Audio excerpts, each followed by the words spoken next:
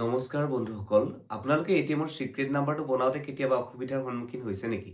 যদিহে হৈছে, এতিয়া আৰু কাৰোবাক ক'ব নালাগে যে দাদা মোৰ এটিএমৰ পিন নাম্বাৰটো বনাই দিব নেকি? কাৰণ আপুনি নিজেই এই ভিডিঅ'টো চাই শিকিব পাৰিব কিদৰে এটিএমৰ চিক্ৰেট নাম্বাৰ বনাব পাৰি।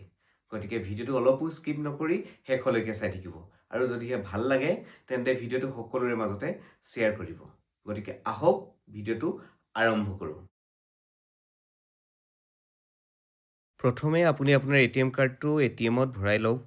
তাৰ পাছতে চিলেক্ট কৰিবলৈ আহিব আপোনাৰ ভাষাটো, আপুনি ইংলিছটো চিলেক্ট কৰি ল'ব, তেতিয়া অলপ সহজ হ'ব। তাৰ পাছত বাওঁফালে 2 নম্বৰত ছেট পিন আহিছে, তাত প্ৰেছ কৰিব। আৰু এতিয়া দেখিছে please enter Euro account number, আপোনাৰ একাউণ্ট নাম্বাৰটো ভৰাবলৈ দিছে, আপুনি শুদ্ধকৈ ভৰাই দিয়ক। আৰু প্ৰেছ ইফ কাৰেক্ট ওপৰত দেখিছে, তাত আপোনাৰ যদি শুদ্ধ হৈছে আপুনি তাত প্ৰেছ কৰিব।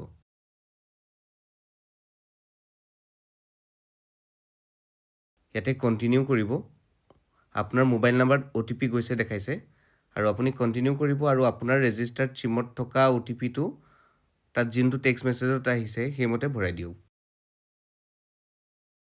এটা 4 ডিজিটৰ OTP গৈছে, আপুনি এইটো ভৰাই লোৱাৰ পাছত কণ্টিনিউ কৰিব লাগিব।